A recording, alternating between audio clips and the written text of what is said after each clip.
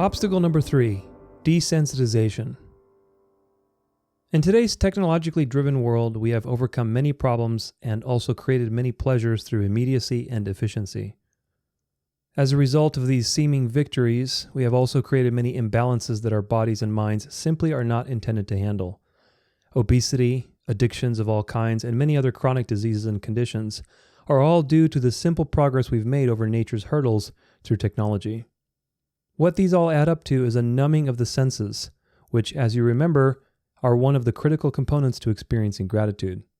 This is the obstacle of desensitization, and it's an unavoidable consequence of modern living. Remember the importance of presence and how it has a key part to play as a fundamental component of creating a grateful state. There is so much beauty, pleasure, and information available to us through the 5 gateways of experience that God has given us. Unfortunately, this beauty and pleasure is often obscured to us because we artificially raise the bar through stimulants and overindulgence. The result? We create a gap between what we want and what is right in front of us, leaving us disappointed with reality in its, quote, normal state, when in fact, that is all there really is. And according to Genesis, it is good. But through a practice of discipline, we can cultivate mindfulness and skill, reconnecting to our senses and becoming filled with the beauty and pleasure of what already is and what God has given us. Discipline allows restraint and acts as a brake on the momentum imposed on us by our desires and the easily accessible indulgences at every corner. Without discipline, it is easy to drift into the other obstacles like fatigue, complaining, scarcity, and cynicism. However, through a practice of mindfulness, we are able to work toward our goals and maintain our appreciation through the challenges of life. Mindfulness develops skill, and having skill in anything is how we grow, how we hone our will, and strengthen our awareness. Skill, mindfulness, and discipline also help to arm us against temptation. You must employ and pursue skill in everything that is important to you, or you will get lost. An easy life of indulgence without challenge is among the quickest paths away from gratitude and into the momentum of depression, anger, self-loathing, and resentment. In the book of Revelation, the final phase of the church is the lukewarm church, Laodicea. That's our church, and notably, it is the only one out of the 7 in this prophecy that receives no commendation from Jesus, but only warnings and rebukes. Why? Because we have all of the comforts of life, and as a result, we are distracted and desensitized from what truly matters, which are the spiritual things.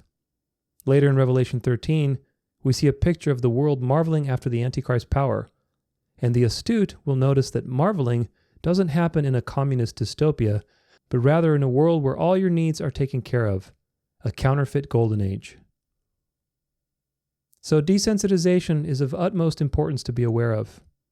Throughout the Bible, there are many warnings of the dangers of success, wealth, and abundance. It's not that God wants us to be poor and suffering all of our lives, because eternity will be a state of great abundance and limitless joy. Rather, the profound truth revealed through all of these things is that Satan uses God's own goodness to pull you away from God. Think about that for just a moment. Abundance, wealth, prosperity, comfort, all things that God created as part of reality to reflect His goodness, are easily used by the devil to tempt you away from a relationship with God by desensitizing you to the spiritual things that are unseen and that require discipline and sensitivity. So then, your ability to be mindful and bring your awareness to every aspect of a task that you're doing goes hand in hand with the previous lesson on presence. Whether it's opening a can of tomato sauce or walking through the park, being mindful will allow you to extract massive amounts of fulfillment and pleasure from the ordinary and what you have right now, making it another key habit in creating and maintaining a practice of gratitude. When the Bible commands us to love God with our whole heart, mind, and might, it is commanding you to be fully present with God in all that you do. That's a standard we can't meet in our current bodies, so there's grace for that. But that is our brilliant future on the horizon when Jesus returns. Until that fateful day, employ a little more discipline in your life, cultivate your skills, nurture a drive for excellence, and practice the art of mindfulness. In doing these things, you will avoid the numbing effect that society imposes on your senses through its constant barrage of temptations, gaining back in return the ability to appreciate the bounty that God has placed right in front of you, and filling your heart with gratitude and delight from the most ordinary of moments. Treasure chest. Discipline. Desensitization offers you a valuable reminder about the importance of discipline, and particularly how this virtue is a key component for maintaining a happy and fulfilled life in general. To many, the word discipline may conjure up all sorts of unsavory notions, so we clarify its meaning by mentioning mindfulness and skill. In truth, these two qualities are one and the same because to employ skill you must be mindful, and to be mindful requires training. It is your skill in utilizing your awareness and attention, and it's a practice like anything else. Nevertheless, the treasure of discipline offered to you by the obstacle of desensitization is ultimately one of skill, so this will be our angle as we open it up and examine its beauty. When you develop a skill at something, you are doing two very important things for yourself and for your practice of gratitude. First, you are commanding to your aid other valuable habits like patience, delayed gratification, tenacity, resourcefulness, and so on. Attaining skill is not like attaining money or popularity. It doesn't happen overnight, but rather over time and with an inherent amount of predictable failures. Pursuing skill shapes your character, and in the process, provides you with several other qualities to use in securing a sustainable practice of gratitude and a deeper connection with God. Throughout my life, I have been blessed to have many skills, like playing the piano, writing, speaking, or dancing. I love performing and I love creating things. I believe that when we engage in skillful activity, it can be like a sort of prayer or meditation with God, because He is the source of all skill and beauty. Jesus was a mason, after all. Imagine having Him make you something. What a thought. But God is a worker, and we are made in His image, meaning that skillful work is a gift and a joy, and it also glorifies God. So, do not be content with average, but delight in pursuing excellence, and you will find more of God in the process. With all of this in mind, another important benefit of skill is that it grants you access to the finer aspects of life, which in turn serve as sources for appreciation. With training, things that were not available to you at a previous level of skill and perception become obvious and inspiring treasures. A seasoned sommelier can take something that, to an average person, is one particular experience, and source from it an endless realm of pleasure, dimension, and appreciation. The same goes for knowledge. The more you know, the more you realize that you don't know, replacing hubris with awe and sparking your curiosity to discover more about a given topic. All knowledge eventually leads you to a mystery, because God is the beginning and ending of all things. So study, research, science, philosophy, and wisdom, all, when properly employed from a God-centered life, become sources of marveling and awe, filling our hearts with gratitude. The experience of life is like a giant spectrum containing both easy things and those that are difficult and exclusive to those with skill. While you should always make room in your life for the little pleasures and moments that require nothing but being present, an entire realm of beauty awaits you on the other side of excellence and effort. To discover what is hidden in plain sight through skill is a game that never ends, and when you become utterly fascinated with the mastery of something, you inevitably discover the path back to gratitude and back to God. Do not let your life go by with just easy moments. They are and always will be there for you. Experience what cannot be attained easily by others, and earn for yourself a priceless window into everything else. A final gift in this treasure chest is understanding discipline as it is more commonly known by temperance. The obstacle of desensitization reminds us that our senses can get overworked or underutilized in today's modern society of comforts and excess. This in turn makes us lazy, complacent, unimaginative, or uninspired as a result. Boredom is the workshop of the devil, is a famous saying that you probably have already heard. Overindulgence also plays its part in a variety of things from sex to food, or even our emotions. Living a mundane life with no real skill in anything is also part of the problem. Regardless of what it is, your senses are like your mind and your muscles. They need to be worked out and strengthened in order to reach their full potential, or they will atrophy and become soft. This strengthening is accomplished through skill, as you have now just learned, but it is ultimately maintained through temperance. How many times have you seen a story on the news of a successful person who lost everything that they acquired because they lacked discipline? Skill will bring you success and a heightened experience, but temptation is always there on your left and on your right to draw you back into the swamp. This is why temperance, or self-restraint, is such an important part of discipline and maintaining the riches that skill brings to you. Someone can have a lot of discipline in working to create a high income, but have very little temperance in restraining themselves. Wolf of Wall Street is a great example, and so are the countless celebrities that have lost everything, including their lives, because of a lack of temperance. Desensitization happens when you have given in to temptation too many times, making you numb or soft and incapable of using your senses to their fullest ability.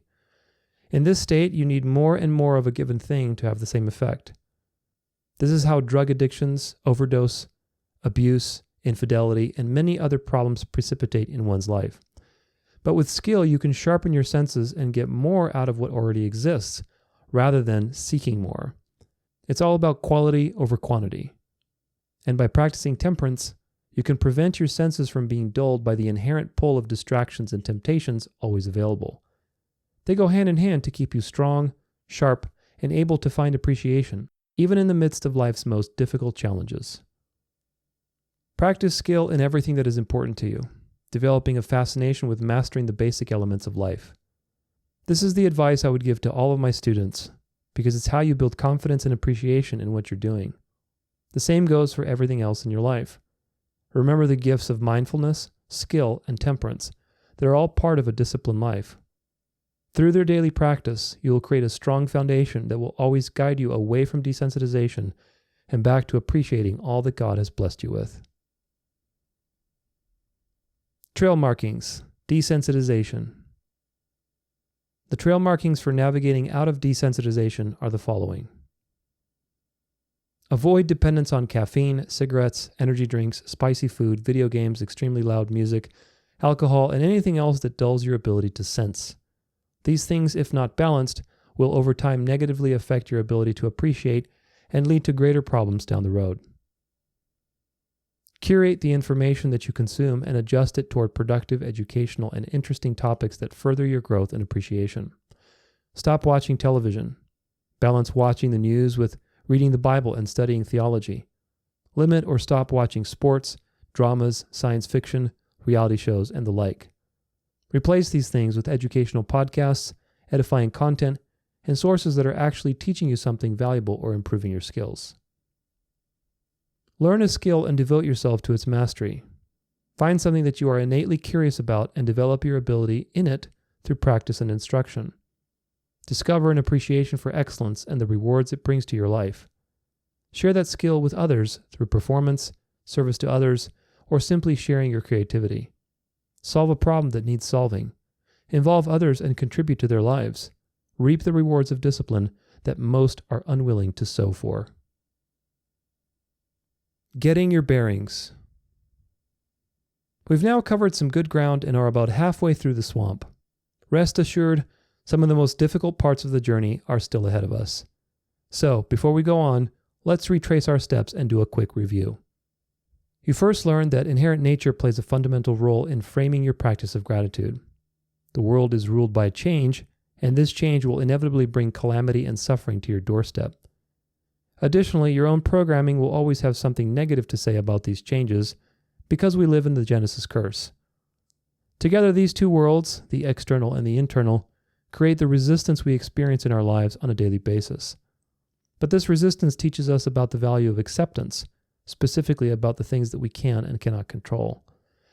You cannot control the many things that happen in the world, and this creates a space to surrender to God and live in the present moment. You also can't control people, and discovering acceptance in this area helps you to forgive others, which in turn leads you back to God in a grateful state. Lastly, you cannot control having been born in the Genesis curse with an ego, with triggers, with trauma, and a stubborn, dying flesh. That seems like bad news, and it is, but that's because it's designed to point you to the good news. In this way, God brilliantly anchors all things in Himself. Whenever any of these three aspects of inherent nature get at you, remember how they all lead you out of the swamp and back to God through the practice of acceptance. Next, you learned about preoccupation. We saw that technology plays a considerable role in creating the many obstacles to gratitude because it facilitates a preoccupied state of mind. Truly, the swamp is often less like the dark and watery one that you may be used to thinking, like the illustration that Douglas made for this chapter in the book, and more like the glitzy and distracting Las Vegas Strip, full of bright lights, sounds, noises, and even a few crazy people that give you cause for concern. These are the realms of preoccupation and desensitization, obstacles that often show up together. And because our technological advances have created an accelerated rate at which we communicate and exchange information, we often experience overwhelm or numbing of the senses as a byproduct of its ubiquitous existence in all aspects of our lives. So, what do? Review the trail markings in each chapter for actionable tips, and remember that your awareness has to be vigilant through this bustling topography. Otherwise, it is easy to get lost. By utilizing discipline through mindfulness, skill, and temperance, along with the habit of presence, you are sure to keep your eyes on the prize and navigate back to calmer, stiller territory. Remember, gratitude does not happen when we're zooming by in life. It happens when we stop and smell the proverbial roses. Likewise, connecting to God is not something you do when you are preoccupied. It's something you do when you are present in the moment. Jesus calls God the God of the living, not the God of the dead. That's Matthew 22, verse 32. There's a profound realization in that statement, even though the context wasn't about being present, but rather about the resurrection. God is the ultimate reality. All life depends on God. The past is done away with, and the future doesn't exist yet. They are quote-unquote dead in the sense that they are not what is alive, right here and right now. So in the same way, when we connect to the present moment, we can find God because He's always there. When we are preoccupied with the past or with the future, it's much harder. But here's a fun thought to think about. God is present there too. When we study history, we see God's actions everywhere, profoundly in control of all things. When we look back in our own lives, God's hand was always there.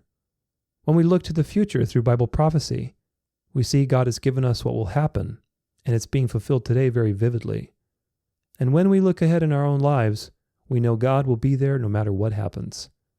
So God is present everywhere, but I believe that when we make a habit of being present in the moment, we can find God very easily. Make a practice of discipline, presence, and acceptance, and gratitude won't be too far off. These are the treasures offered to you by the first 3 obstacles, leaving another 5 remaining on the journey ahead. Beware though, the path will now get more tiring and difficult. Are you ready for what lies next?